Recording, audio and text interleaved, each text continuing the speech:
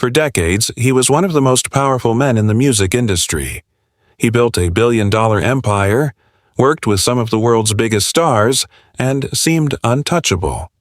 But today, Sean "Diddy" Combs is known for something very different: a federal criminal trial that shocked Hollywood and changed his legacy forever.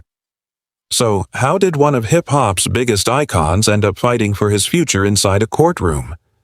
Long before the courtroom headlines, Sean "Diddy" Combs was a symbol of success.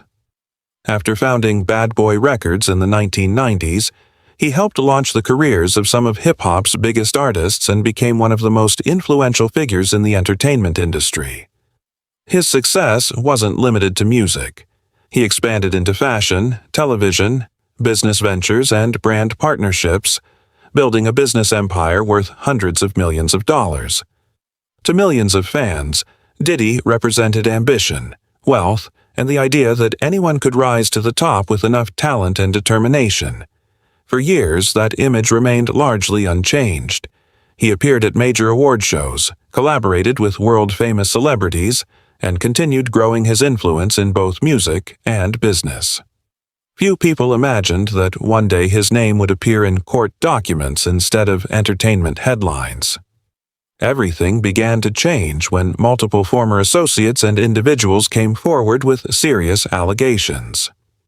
What first appeared as civil legal disputes quickly attracted national attention, raising questions that reached far beyond Hollywood gossip.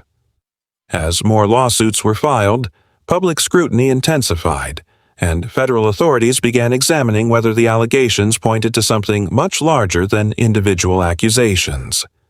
Then came the moment that changed everything. Federal investigators launched a criminal investigation, and suddenly one of the entertainment industry's most powerful figures was no longer defending his reputation in the media. He was preparing to defend himself in federal court. The question that stunned both fans and critics was impossible to ignore. How did a billionaire music mogul build one of the greatest entertainment empires in America, only to watch it unravel under the weight of a federal criminal case? As public attention intensified, the case entered a completely new phase. What had started with civil lawsuits soon became the focus of a federal criminal investigation. In early 2024, federal agents carried out high-profile searches at Sean "Diddy" Combs' properties in Los Angeles and Miami. Images of heavily armed investigators outside his homes spread across television and social media within hours, fueling widespread speculation about what authorities were looking for. For many people, it was the first sign that this was no longer just a celebrity controversy. It had become a serious criminal matter. Over the following months, federal prosecutors gathered evidence, interviewed witnesses, and presented their case before a grand jury. Eventually, Combs was indicted on multiple federal charges, including racketeering conspiracy, sex trafficking, and transportation to engage in prostitution. Prosecutors alleged that, over a number of years, he used his influence and business network to facilitate criminal conduct. Combs denied the allegations and pleaded not guilty, with his legal team arguing that the government's case misrepresented consensual adult relationships and lacked the evidence needed to support the most serious accusations. Every new court filing quickly became national news. Television networks, podcasts, and YouTube channels analyzed each legal development in real time, while social media was flooded with theories, reactions, and debate. The trial had become far more than a legal battle. It had become one of the most closely watched celebrity cases in America. As the investigation gave way to courtroom proceedings, one question overshadowed everything else. Could federal prosecutors prove their allegations beyond a reasonable doubt? Or would the defense convince the jury that the government's case simply did not meet that standard? When the trial finally began, the spotlight shifted from headlines to the courtroom. Every day, reporters packed the gallery, legal analysts broke down each development, and millions of people followed the proceedings online. This was no longer about rumors or social media speculation. It was about what prosecutors could prove with evidence, and how the defense would respond. Federal prosecutors presented witness testimony, documents, electronic records, and other evidence they argued showed a pattern of criminal conduct over several years. They told the jury that this was not a series of isolated incidents, but part of a larger scheme involving abuse of power and influence. Several witnesses described experiences they said supported the government's case, while prosecutors worked to connect those accounts with the documentary evidence presented during the trial. The defense strongly rejected those allegations. Diddy's attorneys argued that prosecutors were taking private relationships and personal decisions out of context.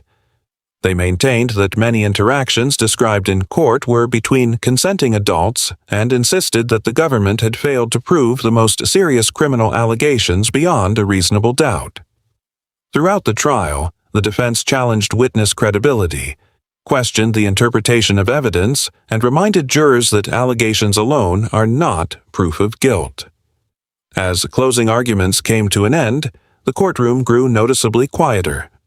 Months of testimony, legal arguments, and public debate had led to one final moment. The jurors were sent away to deliberate, carrying with them the responsibility of deciding whether the evidence supported conviction on each charge. Outside the courthouse, the world waited for a verdict that would determine not only Diddy's future, but also the legacy of one of the biggest names in modern entertainment.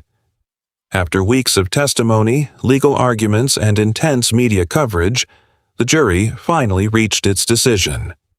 The verdict reflected the complexity of the case. Sean "Diddy" Combs was found guilty on 2 federal counts of transportation to engage in prostitution, while he was acquitted of the more serious charges of racketeering conspiracy and sex trafficking.